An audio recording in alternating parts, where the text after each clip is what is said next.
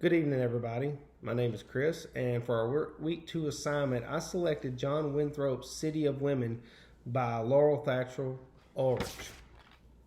I serve as an equal opportunity advisor in the Army, and we deal with so many issues dealing with gender, with sex, with religion, that when I read through this, I could see so many of the issues of our day reflecting back into this one.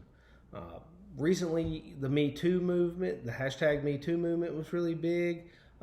There's a lot of information in here that would fit into that movement, dealing with a trial in here about a murder and rape, sexual misconduct in here by men, by husbands. So there's a lot of connections between what was happening in John Winthrop's era of Puritan Massachusetts to what we see today across all areas in the United States. One of the first statements in here that kind of stuck home to me was John Winthrop's journal reveals the centrality of gender to struggles over social order in the first decades of Puritan settlement. Now, we've read other articles on Mary Dyer and Hutchinson that really drive that home, where understanding women's roles in the light of both the social structure, religion, maybe even just the patriarchy of the day, and how they were always clashing. Another statement that came along a little bit later was about Winthrop may have disliked, even feared strong women, but he could not ignore them, nor could he overlook the behavior of men who abused and abandoned those dependent on his care.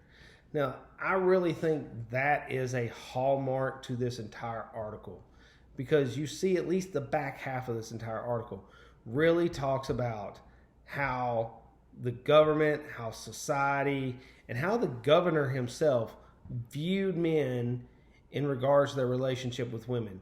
Were they supportive? Were they following biblical precepts of it? Were they providing for their wives or their children? But when you read through this article, you really start to see that there's a lot of misapplication of probably some religious precepts in here. You have a whole trial in here of a William Sooner about where he murdered and raped a lady. And then he never admitted, but he was convicted. You have a lot of instances where young women in the ages of 8, 10, 12 were sexually abused by men of the colony, and how they were treated, how they were taken care of.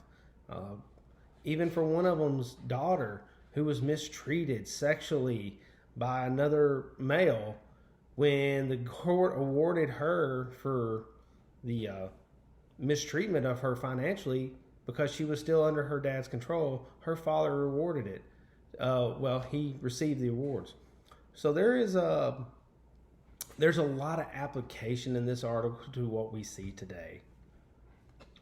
And I looked into JSTOR to try to find a couple of other similar articles that may really flesh out some of this in a similar vein, and I came across 3, and they're going to be down below mentioned. But I have Johanna Harris and Elizabeth Bauman's The Intellectual Culture of Puritan Women. I have Emily Romeo's The Virtuous and Violent Women of 17th Century Massachusetts. And finally, I have Monica Fitzgerald's Puritans Behaving Badly, Gender, Punishment, and Religion in Early America. The first one I mentioned, The Intellectual Culture of Puritan Women, one quote that stuck with me is, Puritan women have suffered a double prejudice, that women were excluded from male culture and that Puritanism was hostile to many forms of culture. Thank you. Have a good evening.